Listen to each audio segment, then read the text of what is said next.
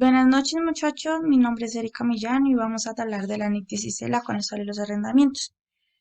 Entonces, al comienzo esta norma habla, nos establece los principios para el reconocimiento, medición, presentación, información a revelar de los arrendamientos. El objetivo de esta norma es asegurar que tanto los arrendatarios como los arrendadores proporcionen información relevante de forma que represente fielmente a estas transacciones.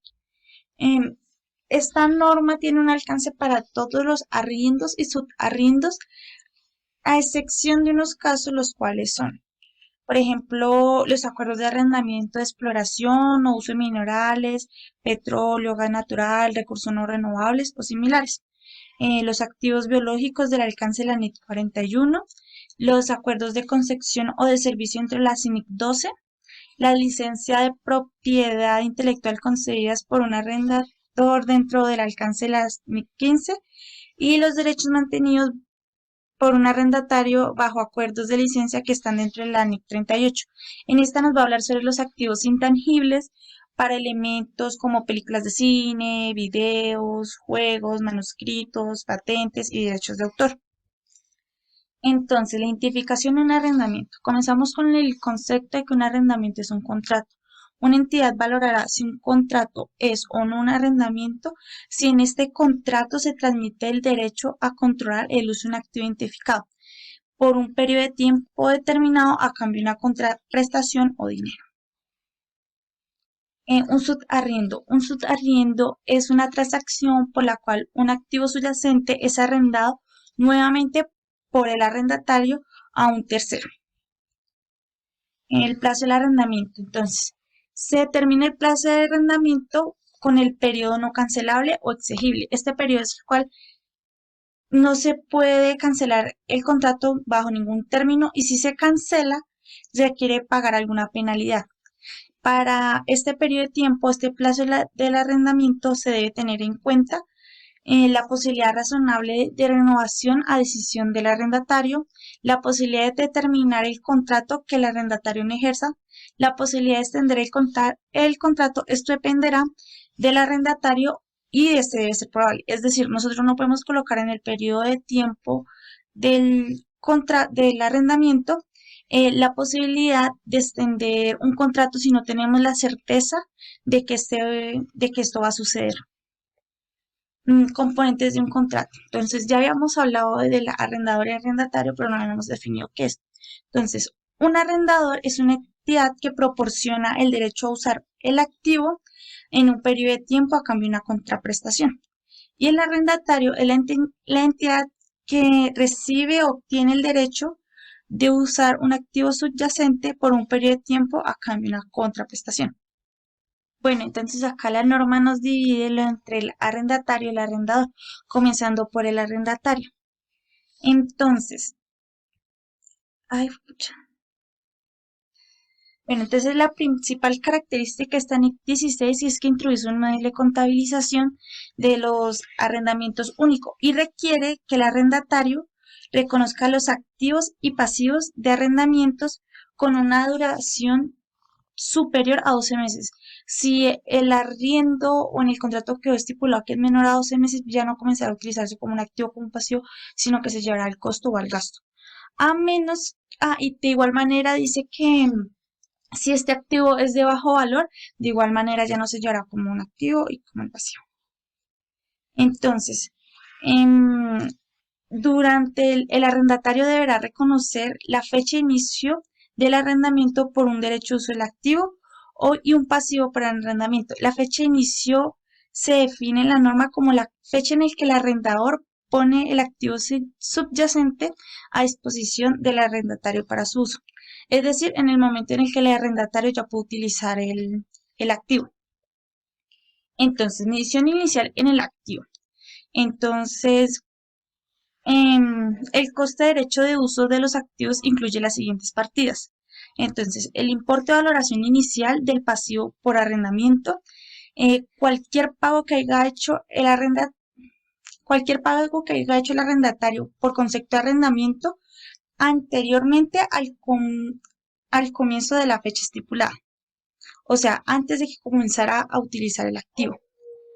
eh, cualquier costo directo inicial incurrido por el arrendamiento, una estimación de los costos a incurrir por el arrendamiento al desmantelar y eliminar el activo subyacente o restaurar el lugar en el cual se vaya a localizar el activo, Entonces, en esta gráfica nos explica más lo que les estoy hablando. Entonces, en el activo para el derecho del uso es igual al valor inicial del pasivo, o sea, lo que nos va a costar el contrato, o sea, lo que vamos a pagar, más los pagos iniciales al arrendador, los cuales son periodos anteriores al cuando comenzamos a recibir el derecho de uso, los incentivos recibidos por el arrendamiento, em, costes directos incurridos y los costes de desmantelación o rehabilitación del activo. Entonces, la medición inicial del pasivo. Las entidades deberán valorar los pasivos por arrendamiento al valor actual de sus cuentas por arrendamiento. Los pagos por arrendamiento se descontarán usando la tasa de interés implícita en el arrendamiento. Si esa tasa no puede medirse fácilmente, el arrendador utilizará una tasa incremental por préstamos de arrendamiento. Medición inicial del pasivo. Entonces, los pasivos por arrendamiento deben incluir las siguientes partidas. Pagos o cuotas fijas menos cualquier incentivo de arrendamiento por cobrar. Pagos o cuotas por arrendamiento variables que dependen de un índice o de un tipo de interés. En estos índices podemos hablar que lo que son los precios del consumo o un tipo de interés de referencia de cualquier tipo. Importes que espera pagar el arrendatario como garantías de valor residual. El precio de ejercicio de una opción de compra si el arrendatario está razonablemente seguro que ejercerá esta acción. Acá nos dice, bueno, hay contratos en el cual el arrendador le dice al arrendatario, listo, después de terminar el término del contrato, se puede realizar la opción de compra. Entonces, en esta opción de compra, acá la norma nos dice que en la medición inicial del pasivo, si hay esta opción, se debe incluir. Pagos o penalizaciones por cualquier daño o cualquier daño que se presente. Cualquier daño que se presente. Entonces,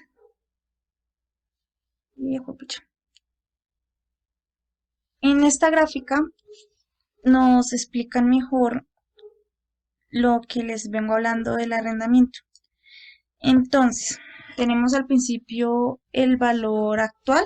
Como les estaba mencionando, los pasivos se tienen que llevar a valor actual. Entonces tenemos los pagos fijos, que incluyen aquellos que son en sustancia, o sea que toca pagar.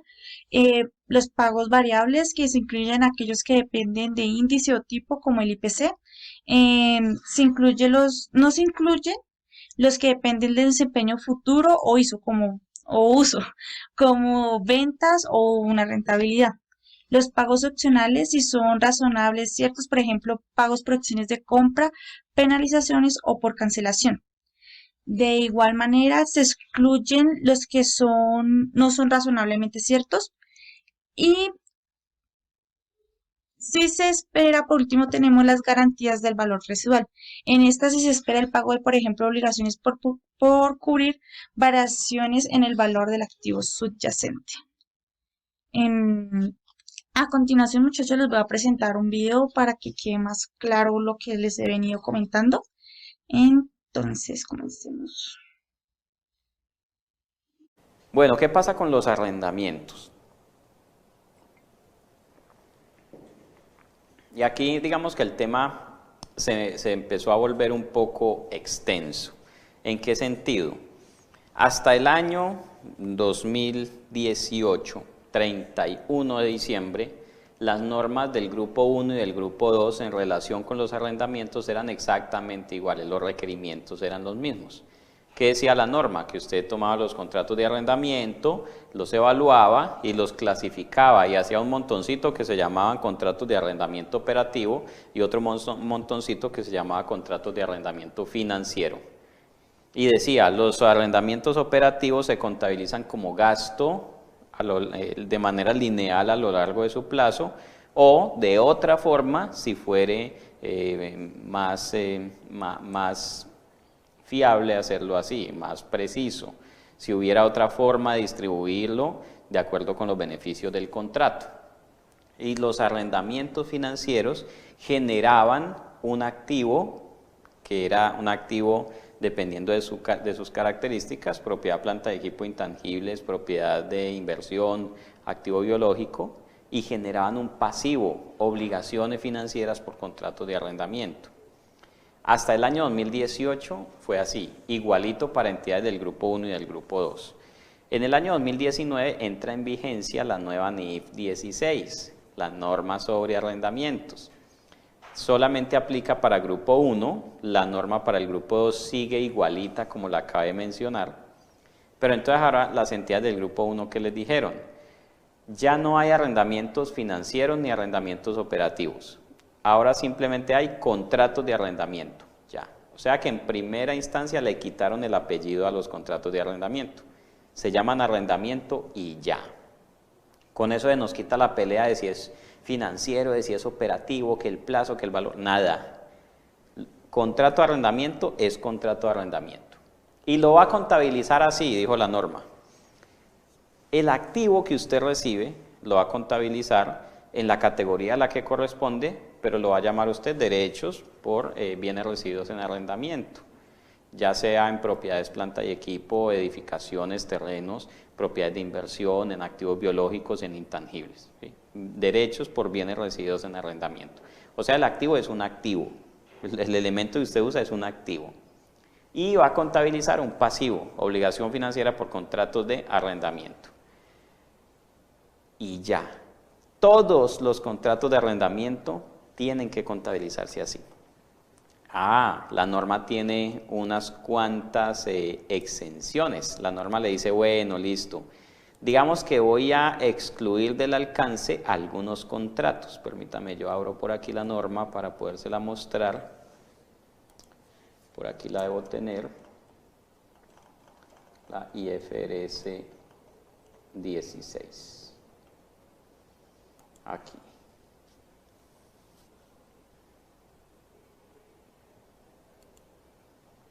NIF 16 y por acá decir alcance, introducción de aspectos generales, razones para emitirla, alcance,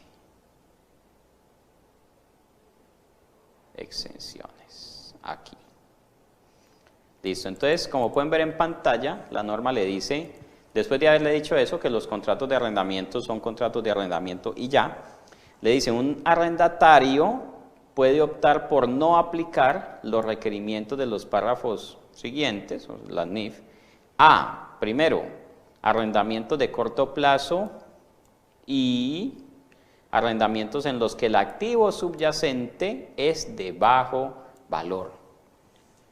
O sea que si, por ejemplo, usted alquiló una oficina en un contrato a 1 año, ese es un arrendamiento de corto plazo. No tiene que hacer todo esto que le dice la norma. ¿Y entonces qué hago?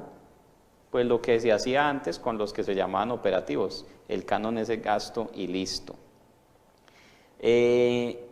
Además, activos de bajo valor. Ojo que bajo valor es desde el punto de vista del activo, no desde el punto de vista de la entidad. Que no me vaya a salir ahora una entidad diciendo, ay, no, es que yo me compré una máquina o arrendé una máquina de 500 millones, pero eso para mí es de bajo valor. No, no es desde el punto de vista de la entidad, es desde el punto de vista del activo. O sea que un activo de bajo valor es de bajo valor para una pyme o para una multinacional. Entonces, por ejemplo, un equipo celular, una tablet, un computador, son activos de bajo valor para una pyme o para una multinacional. Entonces, ese tipo de contratos de arrendamiento no se tienen que tratar como lo dice la NIF 16. Se pueden tratar los cánones como gasto en todo momento. ¿Listo? Eso dice la nueva norma NIF 16. O sea que en este momento ya tenemos una diferencia entre el tratamiento de arrendamientos en empresas de grupo 1 y en empresas de grupo 2. Bueno, muchachos, ya después de haber realizado la medición inicial, la norma nos exige la medición posterior. Entonces, por ejemplo, en el activo se realizará bajo el modelo de coste o el modelo de revaluación, la cual nos explica la NIC 16 de propiedad, planta y equipo. Esta no las habían explicado la clase pasada, creo que fue Noelia. Entonces, si nos vamos por el modelo de coste, se reconocerá por la amortización y el deterioro en la cuenta de pérdidas y ganancias. Y en el caso de la aplicación del modelo de revaluación, las revaluaciones se representarán en el patrimonio. De igual manera, la NIC 16 exige que si se valoriza el derecho de uso de una inversión inmobiliaria arrendada, se realice bajo la NIC 40, en el cual se utiliza el modelo de valor razonable en virtud de la norma NIC 40, de propiedades de inversión para las inversiones inmobiliarias que posea la entidad. Esta norma también nos la habían explicado en la clase pasada. Entonces, para el pasivo, la norma nos exige que se incremente el importe en libros para reflejar los intereses sobre el pasivo por arrendamiento y se reduzca el importe en libros para reflejar los pagos que hemos realizado por el arrendamiento. De igual manera, se debe reflejar en los libros em, las nuevas mediciones o modificaciones del arrendamiento y también debe reflejar los pagos por arrendamientos fijos en esencia, o sea, los que nos toca pagar, que hayan sido revisados. Entonces, a continuación les voy a mostrar un video pequeñito que nos va a hablar sobre la contabilización, cómo se va a llevar. Entonces, En este video vamos a ver los cambios a la NIF 16 de arrendamiento. Vamos a tomar el caso de Pedro, que quiere una silla para sentarse y se la alquila a María. En este contrato, Pedro tiene su silla, pero como contraparte tiene que pagar un alquiler mensual al arrendador. ¿Cómo registramos esto? Hasta los cambios de la NIF 16 en enero de 2019, nosotros registramos un arrendamiento como un gasto contra una cuenta por pagar o contra banco. Y nos llevábamos estos 100 de alquiler contra esta contrapartida, fuera de balance. A esto le llamamos un arrendamiento operativo.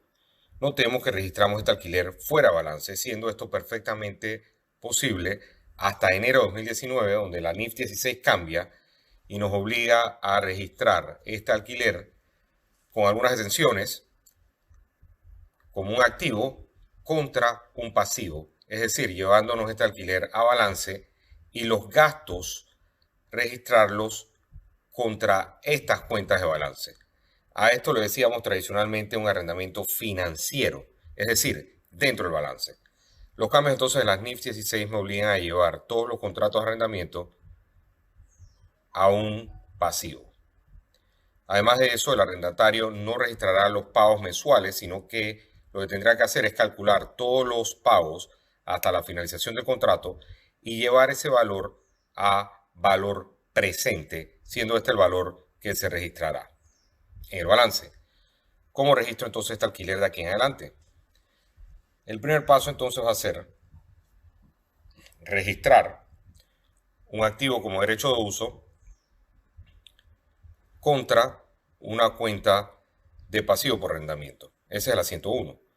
El asiento 2 entonces será amortizar este derecho de uso contra la amortización acumulada, siendo ese el asiento número 2. Luego de esto voy a tener que recordar que me llevé todos los valores del contrato al valor presente y por lo tanto registrar una cuenta de interés contra el pasivo por arrendamiento para calcular el valor en el tiempo de esta obligación. Y por último, tendré un asiento 4 que será el impuesto diferido en esta transacción.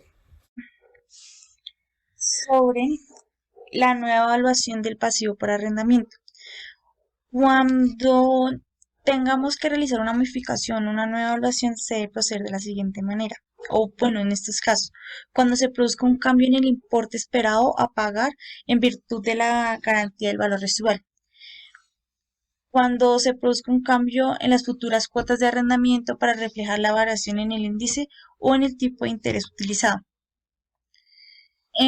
Cuando se produzca un cambio en la duración del arrendamiento o cuando se produzca en sí un cambio en el plazo del periodo del arrendamiento. Cuando se produzca un cambio en la evaluación de la acción de compra del activo subyacente. Es decir, por ejemplo, si antes teníamos la opción de compra, en este momento nos dicen que no, o no la teníamos y nos dicen sí, ya tienen la opción de compra. Entonces, en esta gráfica nos explican cómo se va a hacer la presentación de los arrendamientos. Entonces, en el estado de situación financiera se van a ir a presentar los derechos de uso del activo y los pasivos por arrendamientos. Estos deben ser diferenciados de otros activos y pasivos, ya sea mediante la presentación separada en el propio balance o mediante una nota.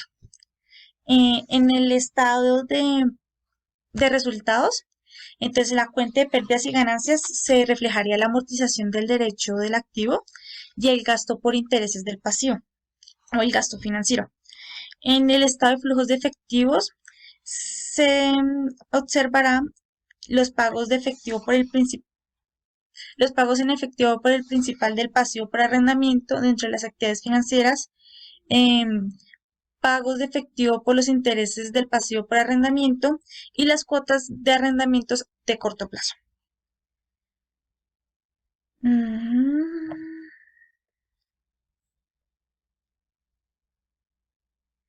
Bueno, entonces la norma nos había, como les había explicado antes, nos divide entre el arrendatario y el arrendador. Ya acabamos de terminar la parte del arrendatario, vamos a comenzar a hablar sobre el arrendador. Entonces, el arrendador, la principal característica de un arrendador es que continuará clasificando sus arrendamientos como arrendamientos operativos y como arrendamientos financieros y contabilizará estos dos tipos de arrendamientos de forma diferente. Entonces, en la clasificación de los arrendamientos, entonces vamos a conocer como un arrendamiento financiero cuando éste transfiera sustancialmente todos los riesgos y ventajas inherentes a la propiedad del activo subyacente. Y un arrendamiento se clasificará como operativo si no transfiere sustancialmente todos los riesgos y ventajas inherentes a la propiedad del activo subyacente. Entonces, hace atrás habíamos hablado de los subarrendamientos. Entonces, para clasificar un subarrendamiento entre operativo y financiero, se debe tener en cuenta de que si el arrendamiento principal es un arrendamiento a corto plazo, este se dirá que es un arrendamiento operativo. En otro caso, el subarrendamiento se clasificará por referencia al activo por derecho de uso que surja del arrendamiento principal, en lugar por referencia al activo subyacente. Es decir, dependiendo cómo se clasifique el arrendamiento principal, se va a clasificar el subarrendamiento. Pero de igual manera, si el subarrendamiento es a corto plazo, se clasificará como operativo. Entonces, la norma nos habla de unas causales que nos pueden ayudar a verificar que un arrendamiento sea financiero. Entonces, no significa que un arrendamiento financiero tenga que cumplir con con todo, sino que si cumple alguna, ya es un arrendamiento financiero. Entonces, el arrendamiento transfiere a la propiedad del activo subyacente al arrendatario al finalizar el plazo del arrendamiento. Es decir, al finalizar el plazo del arrendamiento, el arrendador le vende al arrendatario el activo subyacente. Igualmente, si el arrendatario tiene la opción de compra, de una vez es un activo financiero. Si el plazo del arrendamiento cubre la mayor parte de la vida económica del activo subyacente, incluso si la propiedad no se transfiere al final de la operación. Es decir, que el activo tiene una vida económica de 5 años y le arrendaron 4, entonces ya es un activo financiero. Bueno, otra causal es que en la fecha de inicio del acuerdo, el valor presente de los pagos por el arrendamiento es al menos equivalente a la práctica a la totalidad del valor razonable del activo subyacente objeto de la operación. Es decir, como nosotros tenemos que llevar al valor actual todos los pagos que vayamos a realizar, si en el momento de hacer el cálculo observamos que ese valor que nos da es prácticamente igual o parecido, o sea, no hay mucha diferencia entre el valor de mercado, o sea, lo que está en el activo, si lo compráramos, entonces de una vez ese también es causal, que es un arrendamiento financiero. Y otra causal es el activo subyacente es de naturaleza tan especializada que solo el arrendatario puede usarlo sin realizarse modificaciones importantes. Bueno, medición inicial de los pagos por arrendamiento incluidos en la inversión neta en el arrendamiento. En la fecha de comienzo de los pagos por arrendamiento incluidos en la medición de la inversión neta en el arrendamiento comprenden los pagos siguientes por el derecho a usar el activo subyacente durante el plazo del arrendamiento que no se reciba en la fecha del comienzo. Entonces acá lo que vamos a hacer es medir los pagos que va a realizar el arrendatario al arrendador. Entonces, tenemos que mirar los pagos fijos, o sea, aquellos que siempre van a llegar, menos los incentivos del arrendamiento por pagar. Es decir, por ejemplo, de que si se paga menos, si se paga antes de tiempo, entonces va a recibir un incentivo del 5%, del 10%. Pagos por arrendamiento variables que dependan de un índice o una tasa, inicialmente medida usando el índice o tasa de fecha de comienzo. Cualquier garantía de valor residual proporcionada por el arrendador al arrendador por el arrendatario. Una parte relacionada con el arrendatario o un tercero no relacionado con el arrendador que es financieramente capaz de satisfacer las obligaciones bajo la garantía. Bueno, el precio de ejercicio de una opción de compra si el arrendatario está razonablemente seguro de ejercer esa acción. Es decir, de que el arrendatario va a decir, sí, yo voy a comprar ese mueble o ese inmueble o, sí, o lo que me estén arrendando.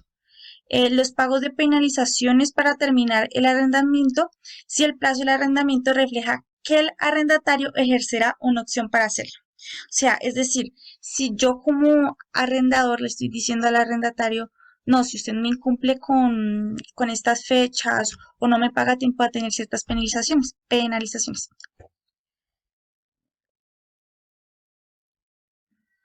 Bueno, entonces, de igual manera, las modificaciones, se pueden hacer varias modificaciones del arrendamiento. Entonces, estas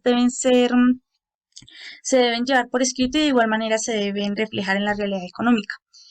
Entonces, el arrendador contabilizará una modificación de un arrendamiento financiero con un arrendamiento separado si la modificación incrementa el alcance del arrendamiento añadiendo el derecho a usar o no más el activo subyacente.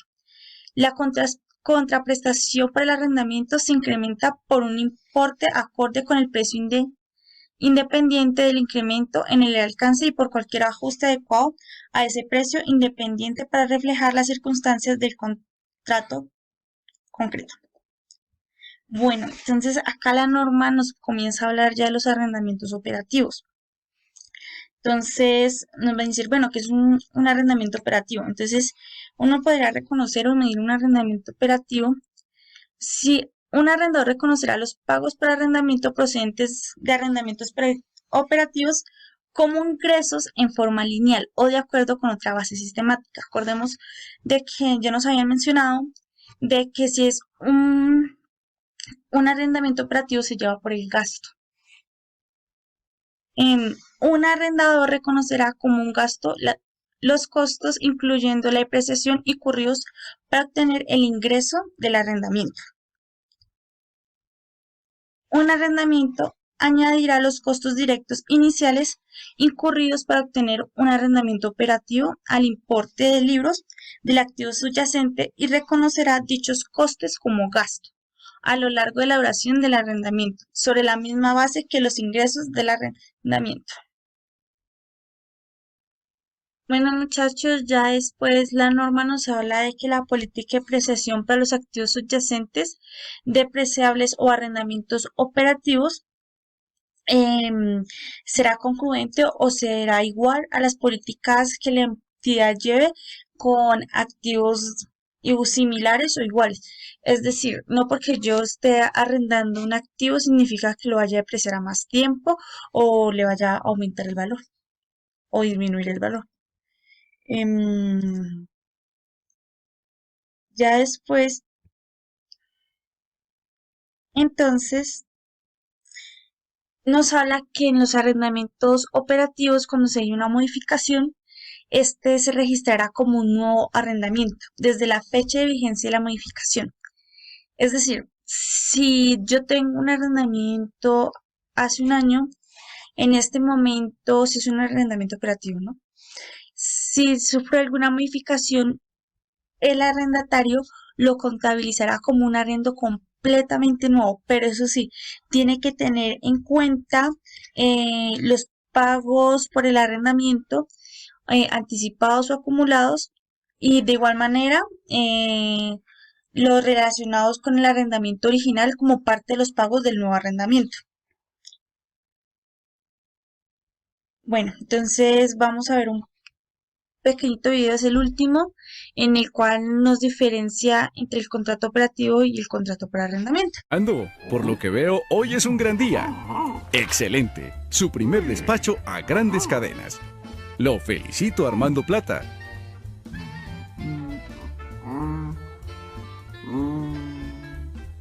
Armando, creo que es mejor que adquiera un vehículo más apropiado para distribuir el pedido. ¿No lo cree? Sí, Armando. Comprar un vehículo nuevo puede ser costoso, pero ¿no ha pensado adquirirlo por leasing? Armando, hoy le hablaré de leasing. Hoy aprenderemos sobre el leasing.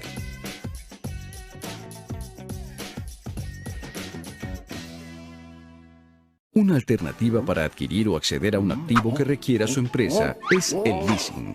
El leasing es ofrecido por las entidades financieras y existe en dos modalidades: leasing financiero y leasing operativo.